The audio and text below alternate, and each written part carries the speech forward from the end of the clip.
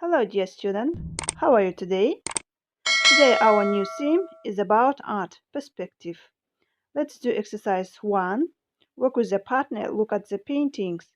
Can you see anything unusual about them? Сәлем, құрметті оқушы. Бүгін біздің өтетін тақырыбымыз art, өнер. Соның ішінде сурет өнері. Краскамен салынған суреті, painting дегеніміз, ол краскамен салынған paint дегеніміз краска, paintings деген суреттер, краскамен салынған. Okay, let's do exercise 1. Бірінші тапсырманы орындайық. Work with a partner, look at the paintings. Can you see anything unusual about them? Бірінші суретте қараймыз, екі суретке қараймыз, ода сен необычный нәрсе көріп тұрсың ба дейді. Мен жауап бердім. Міне былай. Я көріп тұрмын. Бірінші суретте жаңбырлы күн, көшенің іші, жаңбырлы күн. Екінші суретте үйде отбасымен түскен сурет. Екінші тапсырмада мәтінді аудардым. Міне бұны скриншотқа түсіріп алыңдар. Немесе тоқтатып қойып, қалай дамыған жайлы айтылады. Суреттер ерте ғасырда және қазіргі заманға дейін.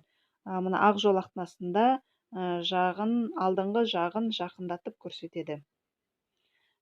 Let's do exercise 3. Үшінші answer the question. Сұрақтарға жауап береміз. Мен сұрақтарға жауап бердім. Artists started to use perspective in the 13th century. Жаңа перспективті 13-ші ғасырда қолданған суретшілер. Екінші pictures were not like. Екінші жауабы суреттер шындық өмірге жанаспаған, ұласпаған, олар өте тегіс және не пропорционально, түзу болып келмеген. Бұрынғы ерте замандағы суреттер.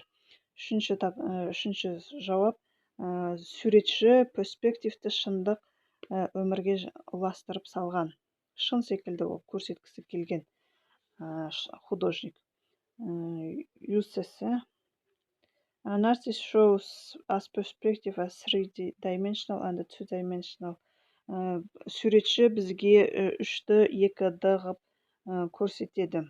Жәнегі шындық перспективті бізді осы арқылы көрсетеді. Бесінші сұрақ. Objects become too small to see. Бесінші сұрақта жақынырақ көрінген заттар бізге үлкенірек болып көрінеді, ал мына жерде objects become too small. Заттар бізге кішкентай, өте кішкентай арт жақта, әрине алыста тұрған нәрсе бізге кішкене болып көрінеді, ал жақында тұрған нәрсе бізге үлкен болып көрінеді. Exercise 4, төртінші жаттығуда мына жерде текстта мәтінде берілген сөздерді теріп алып жаздым. Бесінші сұрақта matching салыстыру жауабы көрініп тұр. Алтыншы тапсырмада өзінің бір суретіңді таңдап ал дейді. Сол сурет жайлы жаз дейді мына жерде.